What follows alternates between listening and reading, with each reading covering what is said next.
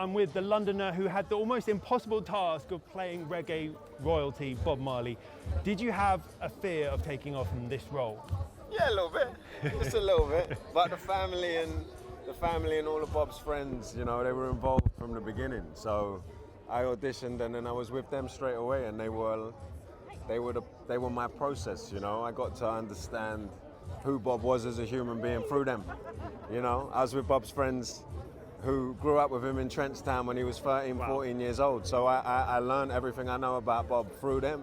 And they were producers on the film, and so it was always, I've always been with them, you know. And is it hard as an actor playing a real life, because everyone knows Bob, what he talked like, what he danced like? Yeah.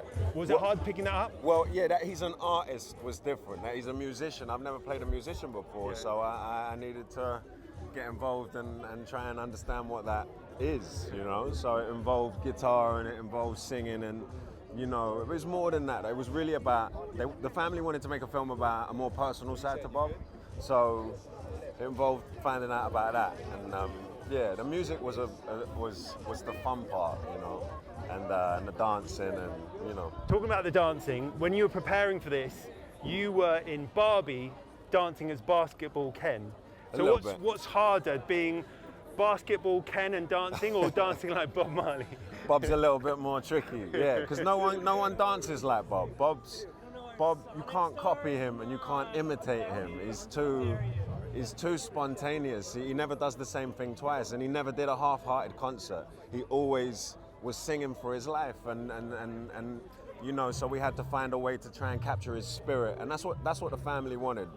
They were like, we can't be Bob. We can only try and honor the spirit of the man and what he stood for, and you know, it's a celebration of him and his music and his life, and so yeah. But Bob, dancing like Bob was a journey, and involved a lot of watching him and trying to figure out what's going on, you know. And then I had to learn how I dance and how that's different, you know. Yeah. A lot of people know Bob Marley in Jamaica, but he spent 2 important years here in London, where he was so creative and a very difficult moment in his life. What was it like filming in London, Chelsea, and playing football in Battersea?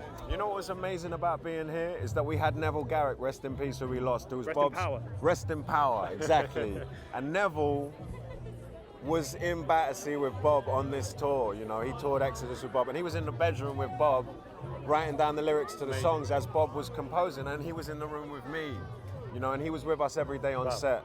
And so there was this real sense of community and safety, and with Neville there, I always felt safe, because if Neville didn't like something or we weren't doing something right, Neville would just say it wasn't like that. So it was, you know, yeah. One last question about love.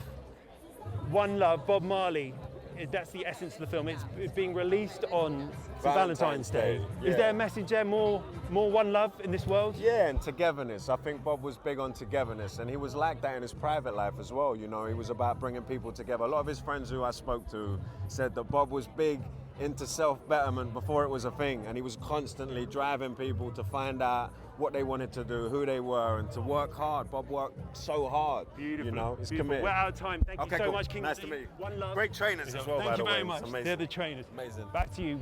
Nice one. Rags, thank you. One big love in there.